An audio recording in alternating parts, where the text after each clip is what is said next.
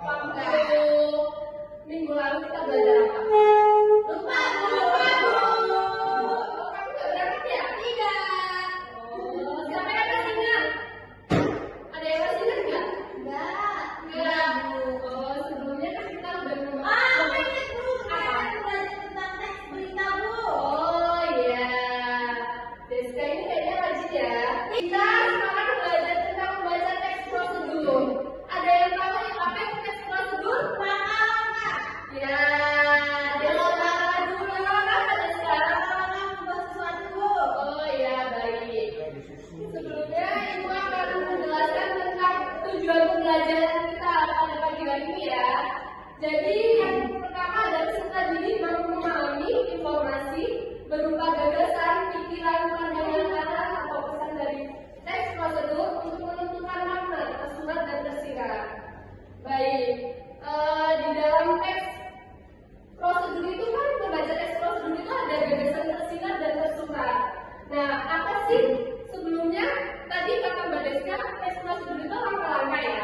Jadi kalau membaca teks prosedur itu kita harus menentukan pemahaman yang baik terhadap isi teks baik bersifat tersurat maupun tersirat.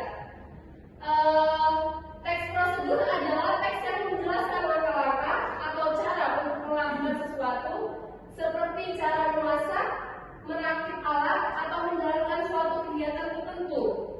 Dalam membaca teks prosedur, kita harus penting, yaitu menggunakan gagasan tersurat dan tersirat.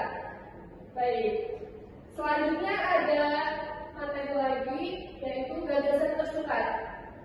Apa sih itu gagasan tersirat?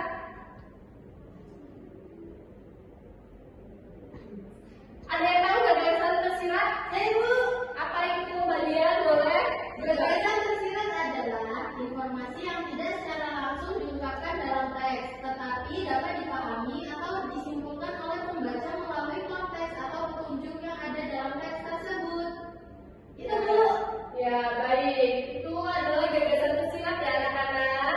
Mbak Diva, apa gagasan tersirat? Nggak tahu, Bu. Ih, kamu gimana jadi Mbak sendiri ya? Kayaknya dia kurang fokus deh.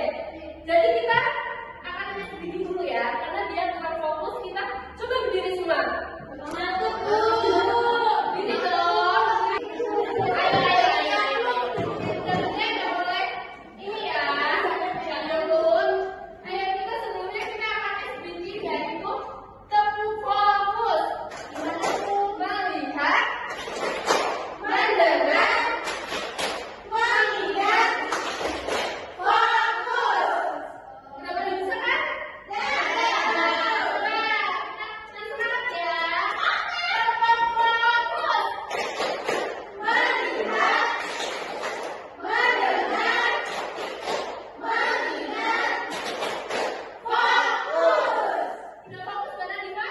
Belum. Oh ya udah sekali lagi. Tepuk fokus. Melihat, mendengar, mengingat, fokus. Baik, kayaknya Mbak Diva udah semangat, kayaknya udah fokus juga deh. Ayo boleh duduk lagi. Ya, yang tadi udah dibacakan oleh Mbak Dian, gagasan tersirat adalah gagasan yang merupakan informasi yang tidak secara langsung diungkapkan dalam teks, tetapi dapat dipahami atau disimpulkan oleh pembaca melalui konteks atau petunjuk yang ada dalam teks tersebut. Gagasan tersirat itu seringkali ya membutuhkan pemikiran lebih mendalam atau penafsiran atas agar dapat dipahami dengan baik. Oke, selanjutnya ada apa sebelum Ibu jelasin lagi? Ada gagasan apa lagi? Satu lagi. Oke, baik. Gagasan tersurat. Gagasan tersurat itu merupakan nada ide atau informasi yang secara jelas atau eksplisit disampaikan oleh penulis melalui kalimat atau kata-kata yang tertulis. Jadi dalam teks prosedur gagasan tersurat juga sering ditemukan pada bagian-bagian yang menjelaskan tahapan atau langkah-langkah yang diikuti untuk menyelesaikan suatu proses atau tugas. Jadi biasanya gagasan tersurat itu bersifat langsung dan mudah dipahami. Karena penulis itu menggunakan kata-kata yang biasanya itu spesifik dan jelas. Nah, baik, selanjutnya ada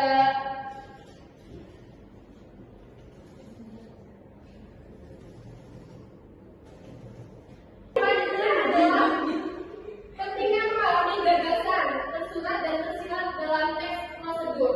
Jadi kita kan tadi udah menjelaskan pengertian tersurat, tersirat, dan selanjutnya itu ada pentingnya kita memahami gagasan tersurat dan tersirat.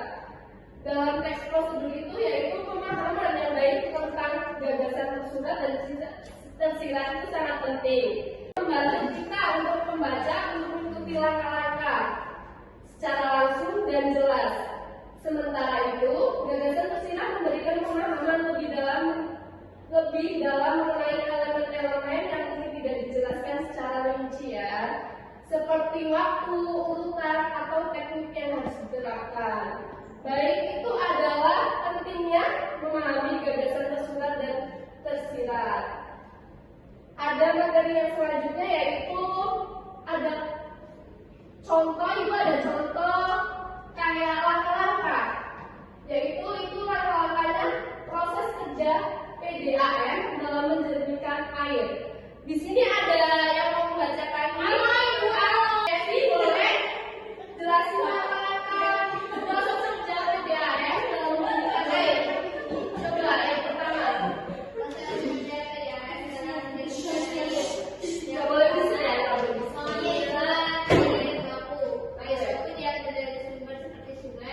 Waduk atau mata air. Air ini dialirkan ke instalasi pengolahan air menggunakan pompa atau gravitasi. Yang kedua, penyaringan awal atau screening. Pada tahap ini, air disaring untuk menghilangkan benda besar seperti sampah, daun, dan ranting. Saringan kasar digunakan untuk menghasilkan air yang langsung lebih bersih dan dari partikel besar. Yang ketiga, koagulasi dan flokulasi. Koagulasi bahan kimia seperti tawar atau PAC ditambahkan untuk mengikat partikel kecil dan membentuk gumpalan. Flokulasi, air diaduk perlahan agar flok-flok tersebut membesar sehingga mudah mengendap. Udah Ibu. Udah, ini ada lanjutannya ya, coba baca lagi. Banyak banget sih Bu. Langkah-langkahnya itu prosesnya itu emang banyak ya. Bu, itu ditulis apa dilihatin aja? Dilihat aja, dibaca baru ini lanjutin lagi. Yang keempat, sedimentasi atau pengendapan. Air dialirkan ke bak sedimentasi untuk mengendapkan gumpalan kotoran di dasar bak. Proses ini membuat air di bagian atas menjadi lebih jernih.